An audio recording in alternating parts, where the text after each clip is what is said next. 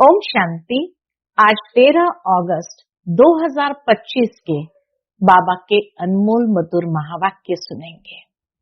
आज की मुरली में बाबा ने एक बहुत सूक्ष्म बात हम सबको समझाई है। प्रजापिता ब्रह्मा कौन है और कैसे ये शिव बाबा का चलता फिरता रथ है। इस सूक्ष्म बात को अच्छी तरह समझना है कि ब्रह्मा प्रजापिता है। सूक्ष्म वतन वासी नहीं कहेंगे, प्रजा के बीच में है। तो ब्रह्मा द्वारा ही परमात्मा ने ब्राह्मणों को अडॉप्ट किया। तो ब्राह्मण ब्रह्मा के मुख वंशावली हो गए। जिस ब्रह्मा को आदि देव कहते हैं, उस आदि देव के द्वारा ही नई रचना रची है, नई दुनिया की स्थापना के लिए। साथ ही साथ बाबा कहते निराकार परमात्मा का भी पूरा परिचय सबको देना है कि परमात्मा कौन है और कैसे वो ब्रह्मा के शरीर में प्रवेश करते हैं अपना कार्य करने के लिए। तो सुनते हैं आज की बड़ी सूक्ष्म महीन बातों को जो बाबा ने क्लियर किया है। ओम शांति। मीठे बच्चे, अकाल मूरत बाप का बोलता चलता तत्व ये ब्रह्मा है। जब वह ब्रह्मा में आते हैं तब तुम ब्राह्मणों को रचते हैं।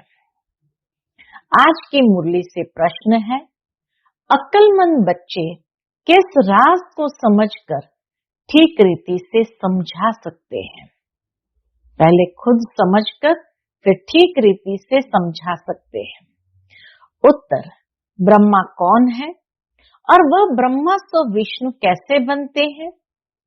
प्रजापिता ब्रह्मा यहाँ है, वह कोई देवता नहीं, ब्रह्मा ने ही ब्राह्मणों द्वारा ज्ञान यज्ञ रचा है। यह सब राज अक्लमंद बच्चे ही समझकर समझा सकते हैं।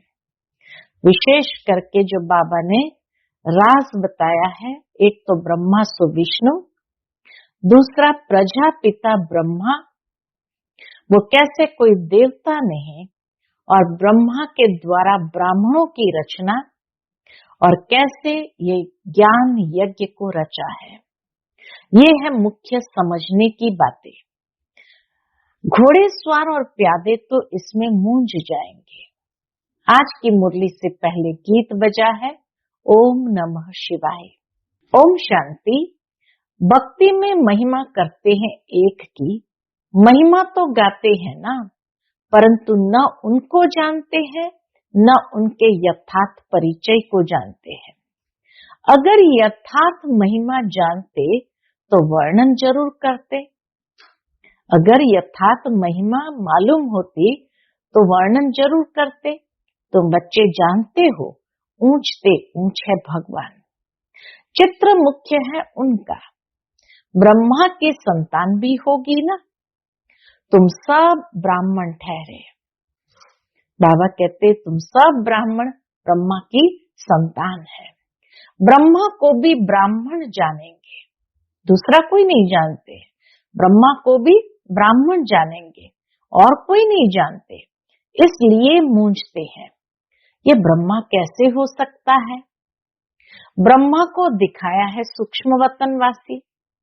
अब प्रजापिता सूक्ष्म वतन में हो न सके, वहां रचना होती नहीं। इस पर तुम्हारे साथ बहुत वाद विवाद भी करते हैं। समझाना चाहिए, ब्रह्मा और ब्राह्मण है तो सही ना।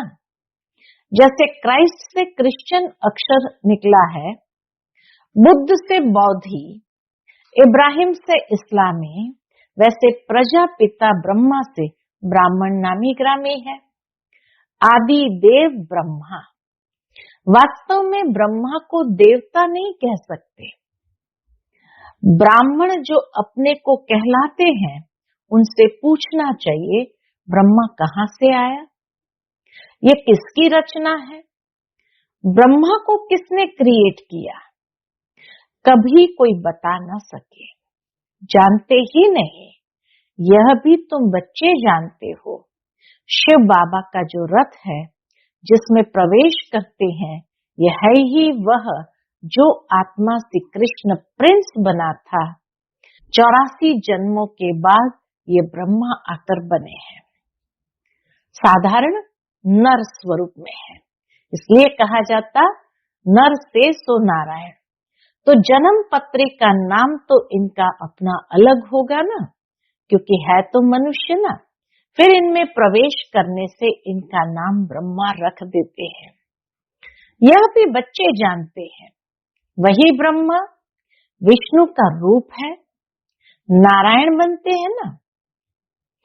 84 जन्मों के अंत में भी साधारण रथ है ना। ये शरीर सब आत्माओं के रथ है, शरीर ही आत्मा का रथ है। अकाल मूर्त का बोलता चलता तख्त है ये ब्रह्मा। अकाल मूर्त शिव बाबा का बोलता चलता तख्त है ये ब्रह्मा। सिख लोगों ने फिर वह तख्त बना दिया, स्थूल में एक तख्त बना दिया, उसको अकाल तख्त कहते हैं। यह तो अकाल तख्त सब है, ब्रह्मा बाबा ही शिव बाबा का अकाल तख्त है। आत्माएं सब अकाल मूर्त है, तो हर एक आत्मा का अकाल तख्त भ्रुकुटी की मध्य में है। ऊंच से ऊंच भगवान को ये रथ तो चाहिए ना। रथ में प्रवेश हो बैठ नॉलेज देते हैं, उनको ही नॉलेजफुल कहा जाता है। रचता और रचना के आदि मध्य अंत की नॉलेज देते हैं। नॉलेजफुल का अर्थ कोई अंतर्यामी व जानी जाननहार नहीं है। नॉलेजफुल अलग चीज है, अंतर्यामी जानी जाननहार अलग बात है। सर्वव्यापी का अर्थ दूसरा है, जानी जाननहार का अर्थ दूसरा है। मनुष्य तो सबको मिलाकर जो आता है सो कह देते हैं, उनके मन में जो बातें आई सो कहते जाते हैं। अभी तुम बच्चे जानते हो, हम सब ब्राह्मण ब्रह्मा की औलाद है, हमारा कुल सबसे ऊंच है। वह लोग देवताओं को ऊंच रखते हैं क्योंकि सतयुग आदि में देवता हुए हैं। प्रजापिता ब्रह्मा की औलाद ब्राह्मण होते हैं, यह कोई जानते नहीं सिवाय तुम बच्चों के।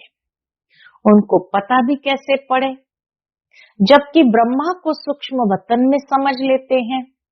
वह जिस्मानी ब्राह्मण अलग है जो पूजा करते हैं, धामा खाते हैं। तुम तो धामा आदि नहीं खाते हो। ब्रह्मा का राज अभी अच्छी रीति समझाना पड़ता है। बोलो और बातों को छोड़ो। बाप जिससे पतित से पावन बनना है, पहले उनको तो याद करो, फिर यह बातें भी समझ जाएंगे। थोड़ी बात में संशय पड़ने से बाप को ही छोड़ देते हैं। पहली मुख्य बात है अलफ और बे। बाप कहते हैं माँ में कम याद करो, मैं जरूर किसमें तो आऊंगा ना, उनका नाम भी होना चाहिए। उनको आकर रचता हूँ।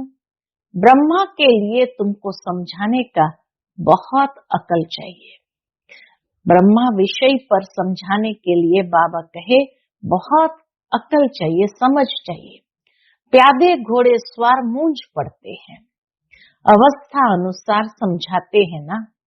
प्रजापिता ब्रह्मा तो यहाँ है, ब्राह्मणों द्वारा ज्ञान यज्ञ रचते हैं, तो जरूर ब्राह्मण ही चाहिए ना। प्रजापिता ब्रह्मा भी यहाँ चाहिए, जिससे ब्राह्मण हो। ब्राह्मण लोग कहते भी है हम ब्रह्मा की संतान है।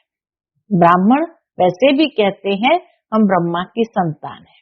समझते हैं परंपरा से हमारा कुल चला आता है, परंतु ब्रह्मा कब था ये पता नहीं है। अभी तुम ब्राह्मण हो। ब्राह्मण वह जो ब्रह्मा की संतान हो, वह तो बाप के ऑक्यूपेशन को जानते ही नहीं। भारत में पहले ब्राह्मण ही होते हैं। ब्राह्मणों का है ऊंच से ऊंच कुल। वह ब्राह्मण भी समझते हैं हमारा कुल जरूर ब्रह्मा से ही निकला होगा, परंतु कैसे, कब, वह वर्णन नहीं कर सकते हैं। तुम समझते हो प्रजापिता ब्रह्मा ही ब्राह्मणों को रचते हैं, जिन ब्राह्मणों को ही फिर देवता बनना है। ब्राह्मणों को आकर बाप पढ़ाते हैं। ब्राह्मणों की भी डिनाइस्टी नहीं है, ब्राह्मणों का कुल है। डिनाइस्टी तब कहा जाए जब राजा रानी बने। जैसे सूर्यवंशी डिनाइस्टी, तुम ब्राह्मणों में राजा तो बनते नहीं, ब्राह्मणों में बाबा कहे राजा तो बनते नहीं। वह जो कहते हैं कौरव और पांडव का राज्य था, दोनों रॉन्ग है। राजाएं तो दोनों को ही नहीं है, राजाएं तो दोनों की नहीं है, न पांडवों की है न कौरवों की है। प्रजा का प्रजा पर राज्य है, उनको राजधानी नहीं कहेंगे। यहाँ प्रजा का प्रजा पर राज्य हो, उसको राजधानी नहीं कहेंगे। ताज है नहीं, बाबा ने समझाया था, पहले डबल सिर ताज भारत में थे, फिर सिंगल ताज, इस समय तो 9 ताज। यह भी अच्छी रीति सिद्ध कर बताना है। जो बिल्कुल अच्छी धारणा वाला होगा वह अच्छी रीति समझा सकेंगे। ब्रह्मा पर ही जास्ती बात समझाने की होती है। मुख्य बाबा कहे टॉपिक है ब्रह्मा के ऊपर यथार्थ समझानी सबको देनी होती है। विष्णु को भी नहीं जानते, यह भी समझाना है। विष्णु को भी जब नहीं जानते हैं तो वह भी समझाना होता है। वैकुंठ को विष्णुपुरी कहा जाता है, अर्थात लक्ष्मी नारायण का राज्य था। श्री कृष्ण प्रिंस होगा तो कहेंगे ना हमारा बाबा राजा है। ऐसे नहीं कि श्री कृष्ण का बाप राजा नहीं हो सकता। श्री कृष्ण प्रिंस कहलाया जाता है तो जरूर राजा के पास जन्म हुआ है। शाहूकार पास जन्म ले तो प्रिंस थोड़ी कहलाएंगे। राजा के पद और शाहूकार के पद में रात दिन का फर्क हो जाता है। जब श्री कृष्ण को प्रिंस दिखाते हैं तो शाहूकार के पास वो जन्म नहीं लेता है, या शाहूकार माता पिता उसकी पालना नहीं करते हैं। जरूर उसका जन्म राजघराने में होगा और पालना भी राजघराने वाले ही करेंगे। श्री कृष्ण के बाप राजा का नाम ही नहीं है। श्री कृष्ण का कितना नाम वाला है। बाप का ऊंच पद नहीं कहेंगे, वह सेकंड क्लास का पद है जो सिर्फ निमित्त बनते हैं श्री कृष्ण को जन्म देने। ऐसे नहीं कि श्री कृष्ण की आत्मा से वह ऊंच पड़ा हुआ है, नहीं, श्री कृष्ण ही सो फिर नारायण बनते हैं। बाकी बाप का नाम ही गुम हो जाता है जरूर ब्राह्मण, बाप का नाम गुम हो जाता है लेकिन है जरूर ब्राह्मण। परंतु पढ़ाई में श्री कृष्ण से कम है। श्री कृष्ण का पिता भी संगम युग पर पढ़ाई पढ़ करके या ब्रह्मा द्वारा ब्राह्मण बना, परंतु श्री कृष्ण की आत्मा से पढ़ाई उसने कम किया, इसलिए इतना नामाचार नहीं। श्री कृष्ण की आत्मा की पढ़ाई अपने बाप से ऊंच थी, तब तो इतना नाम होता है। श्री कृष्ण का बाप कौन था यह जैसे किसको भी पता नहीं, आगे चल मालूम पड़ेगा। बनना तो यहाँ से ही है। राधे के भी माँ बाप तो होंगे ना, परंतु उनसे राधे का नाम जास्ती है क्योंकि माँ बाप कम पढ़े हुए हैं। राधे का नाम उनसे ऊंच हो जाता है। यह है डिटेल की बातें। बच्चों को समझाने के लिए सारा मदार है पढ़ाई पर। डिटेल की बातें हैं और ये डिटेल की बातें है ही बच्चों को समझाने के लिए, लेकिन समझाने कैसे देंगे तो उसका सारा मदार पढ़ाई पर है। ब्रह्मा पर भी समझाने का अकल चाहिए। वही श्री कृष्ण जो है उनकी आत्मा ही 84 जन्म भोगती है। तुम भी 84 जन्म लेते हो, सब इकट्ठे तो नहीं आएंगे। जो पढ़ाई में पहले पहले होते हैं वहां भी वह पहले आएंगे। नंबरवार तो आते हैं ना, ये बड़ी महीन बातें हैं। कम बुद्धि वाले तो धारणा कर न सके, नंबरवार जाते हैं। तुम ट्रांसफर होते हो नंबरवार। कितनी बड़ी क्यू है जो पिछाड़ी में जाएगी। नंबरवार अपने अपने स्थान पर जाकर निवास करेंगे। सबका स्थान बना हुआ है। ये बड़ा वंडरफुल खेल है, परंतु कोई समझते नहीं है। इनको कहा जाता है कांटों का जंगल। यहाँ सब एक दो को दुख देते रहते हैं। वहां तो नेचुरल सुख है, यहाँ है आर्टिफिशियल सुख। रियल सुख एक बाप ही देने वाला है। यहाँ है कागविष्टा के समान सुख। दिन प्रतिदिन तमो प्रधान बनते जाते हैं। कितना दुख है। कहते हैं बाबा माया के तूफान बहुत आते हैं, माया उलझा देती है, दुख की फीलिंग बहुत आती है। सुखदाता बाप के बच्चे बनकर भी अगर दुख की फीलिंग आती है, सुखदाता बाप के बच्चे बनकर अगर वो दुख की फीलिंग आती है, तो बाप कहते बच्चे ये तुम्हारा बड़ा कर्म भोग है। अगर अभी भी दुख की फीलिंग आती है तो उसका कारण बाबा ने बताया जरूर कोई न कोई ऐसा कर्म भोग है। जब बाप मिला तो दुख की फीलिंग नहीं आनी चाहिए। जो पुराने कर्म भोग है उसे योग बल से चुकता करो। अगर योग बल नहीं होगा तो मोचरा खाकर चुकता करना पड़ेगा।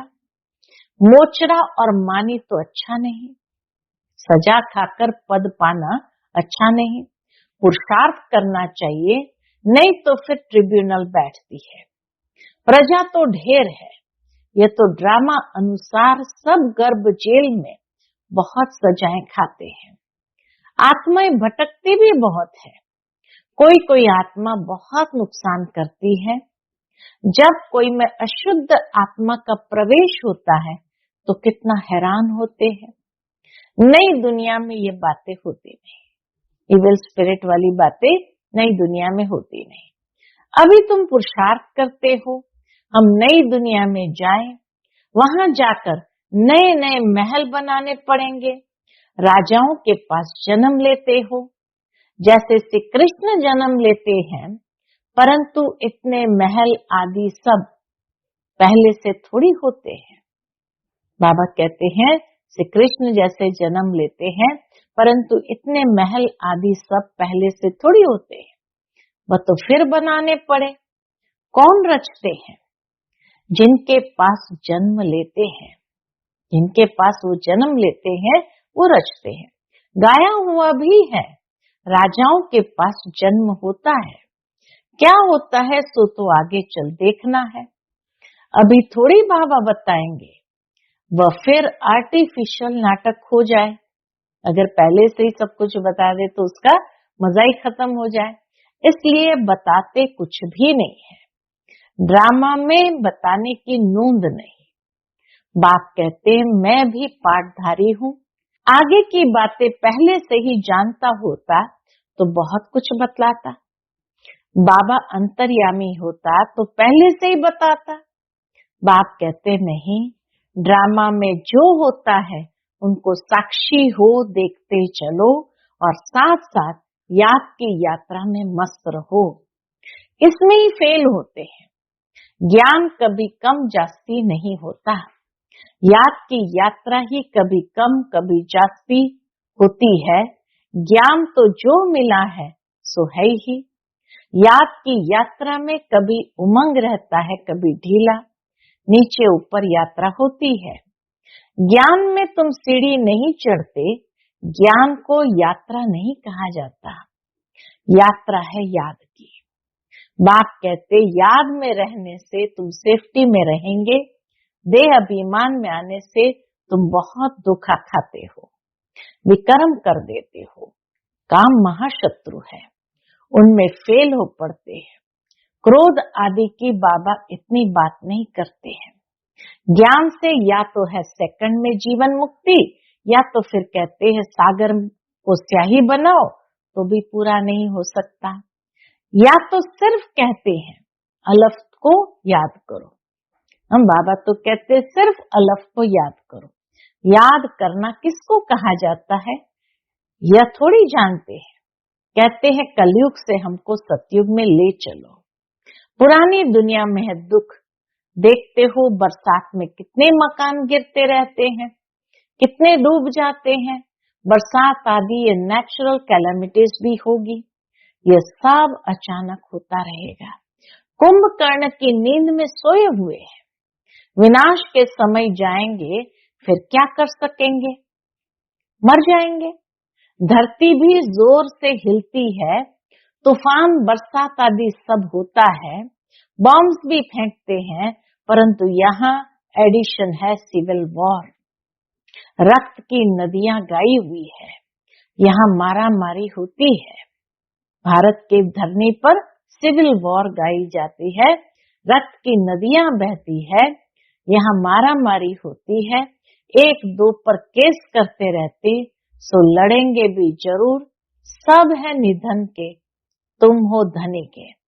कोई लड़ाई आदि तुमको नहीं करनी है। ब्राह्मण बनने से तुम धनी के बन गए।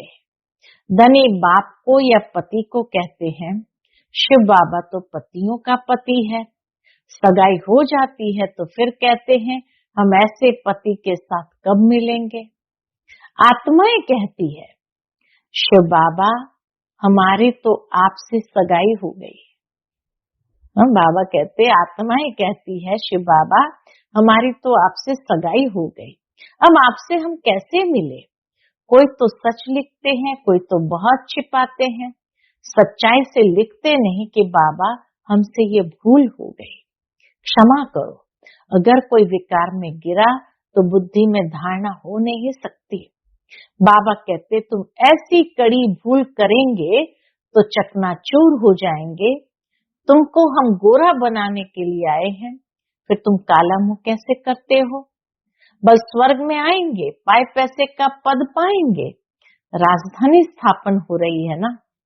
कोई तो हार खाकर जन्म जन्मांतर पद भ्रष्ट हो जाते हैं, कहेंगे बाप से तुम यह पद पाने आए हो, बाप इतना ऊंच बने, हम बच्चे फिर प्रजा थोड़ी बनेंगे।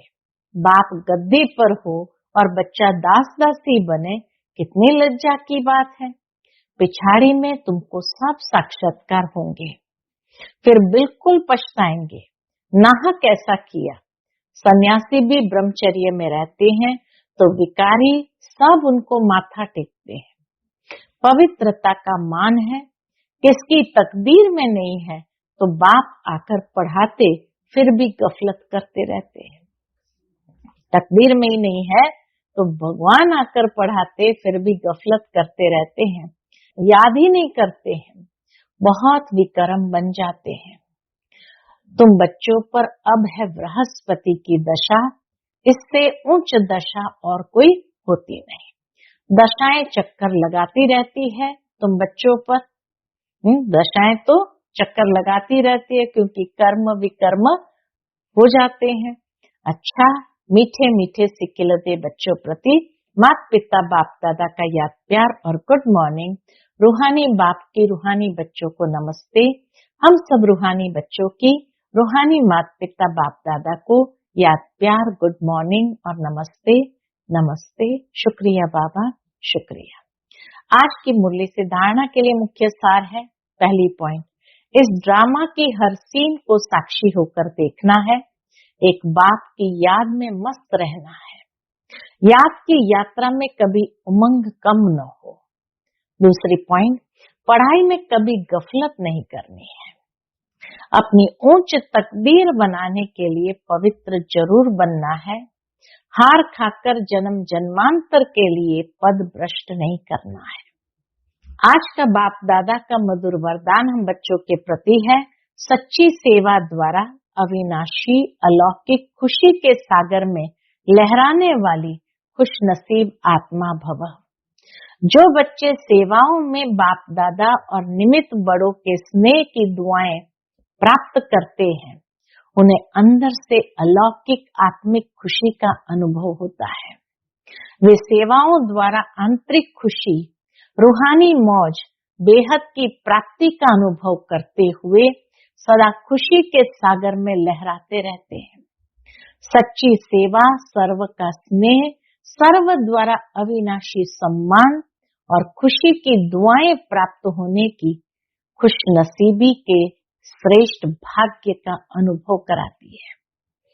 दुआएं प्राप्त होने की खुशनसीबी के श्रेष्ठ भाग्य का अनुभव कराती है। जो सदा खुश है वही खुशनसीब है। आज का स्लोगन, सदा हर्षित व आकर्षण मूर्त बनने के लिए संतुष्ट मणि बनो। सदा हर्षित व आकर्षण मूर्त बनने के लिए संतुष्ट मणि बनो। आज का व्यक्त इशारा, सहज योगी बनना है तो परमात्मा प्यार के अनुभवी बनो। कर्म में, वाणी में, संपर्क व संबंध में, लव और स्मृति व स्थिति में लवलीन रहना है। जो जितना लवली होगा वह उतना ही लवलीन रह सकता है। इस लवलीन स्थिति को मनुष्य आत्मा ने लीन की अवस्था कह दिया है। बाप में लव खत्म करके सिर्फ लीन शब्द को पकड़ लिया। आप बच्चे बाप के लव में लवलीन रहेंगे तो औरों को भी सहज आप समान व बाप समान बना सकेंगे। अच्छा, ओम शांति।